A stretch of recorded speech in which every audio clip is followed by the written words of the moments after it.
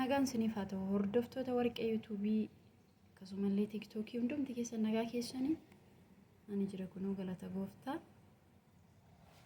yeroo dheeraaf sin jalaa badeera sooshaal miidiyaa kanarraa badeen jira mudannoowwan tokko sababa na mudatanii fi har'ammoo kunoo argameen jira waaqaaf haa galatu. Egaa sababni baduu koo onlaayinii qofarraa otoo hin taane ofuma kollee of dhiiseera of gateera dhugaadha. Kanaafiyyuu mee ammoo gara hojii koo duraatti deebi'aa wanta ittiin ofii koo mataa koo isa na jalaa caccabeessanii sababa mataa koo kunuunsiniif na jalaatii moolatee akkasumallee damee adda adda baasatee caccabaa ciccitaa jiruu fi furmaata kan ta'e uumama dhaabboloota koo malee keemikaala garaagaraa kan hin qabne waanuma gola jiru keessatti argannu qarshii guddaas kan nu barbaanne deebinee immoo dura rifeensa duraarrayyuu hawwataa miidhagaa dheerina qofatu hin taane kan hin caccabne wazii kan qabu mooluu kan hin taane mataa akkamitti akka dheereffachuu yookiin immoo kunuunfachuu dandeenyudha obboloota koo. Amma yeroo baay'ee qibaatota garaagaraa sooshaal miidiyaa kanarraa yoo argine mataa dheeressaa torban lamatti ji'a lamatti waan jedhamu waan adda addaa jiru immoo goluma jirutti qarshii xiqqoodhaan ofii keenyaa mataa keenyaaf kan nu miidhagsu hojjetachuu akka dandeenyu tarii argitanis beektu kanaan duras hojjechaa ture. Kun akkuma argitani kana kun jinjibila kun immoo shunkurtiidha. Kun immoo nacci shunkurtii yookiin qullubbii adiidha. Kana qofa otoo hin taane wantoota biraatti dabaluu nan danda'a. Waan itti dabalus isin argisiisa. Kunoo kanan itti dabalu habashii yookiin sunqoo anka laman itti dabala.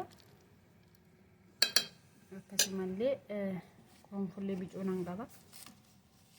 Qoronfullee bicuu ishee fireema 10 akkas 15 tokko.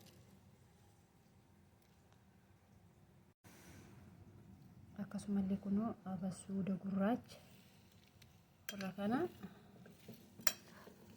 maalii akkamitti isa jedhu walumaan ilaalla. Guys kun akkasitti maashiniitti naqeen jira. Maashiniitti naqeen jira waan ta'eef daakee immoo walitti deebina maaliif sagaleen isinitti dhiyeessuurra daakeen walitti deebina. Egaa shunkurtii diimaa, nacci shunkurtii, jinjibila, qoronfullee, sunqoo yookiin habashii, xuqurasmudii isaan kana jechuudha. Waa bishaan itti naquun nan barbaachisu daakee walitti deebina. Guys kunooti daakeen jira baay'ee furdaadha akkuma argitanii shittaan isaa immoo baay'ee tokko namatti tola. Daakee kanatti naqeen jira.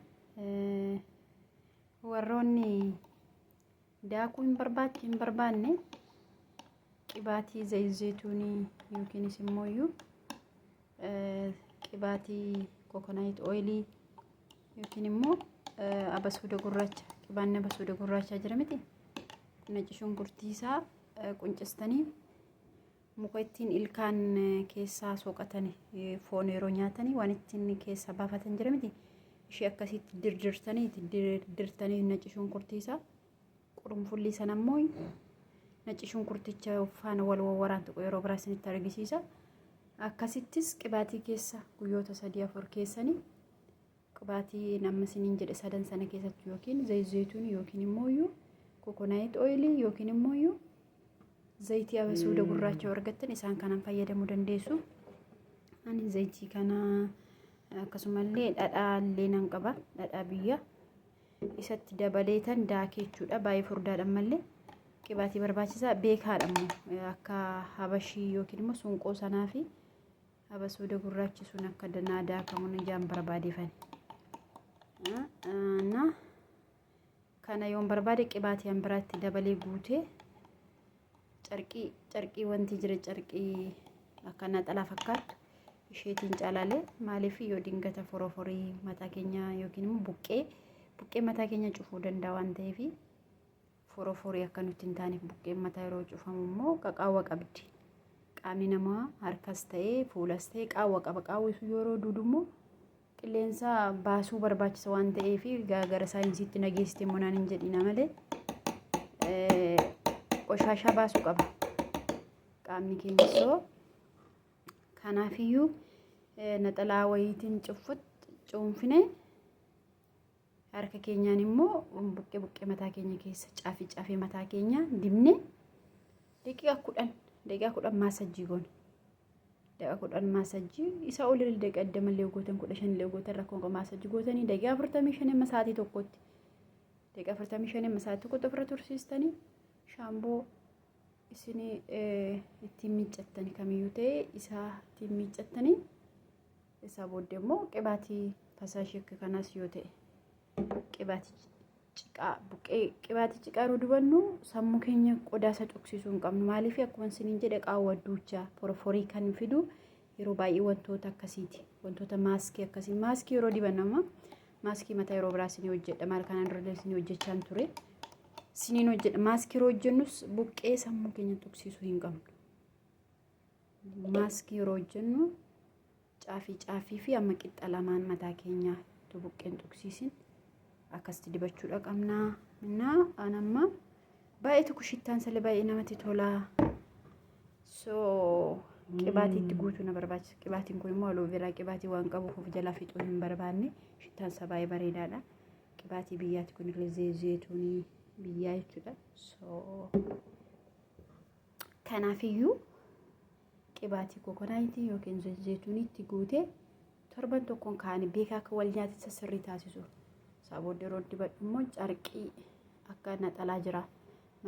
Iddoon ani jiru bakka hojii koo kana waan akkasiin argamu waan ta'eef isaatiin cibbi godhe yookiin immoo wanta akka maxxaarraa shayillee ta'uu danda'a. Isaanillee cuunfuu dandeessu isarra keessanii mankaadhaan gadi cuunfitanii dibachuu dandeessu. Hordoftoota koo subscribe naa godha yuutuubii koo please.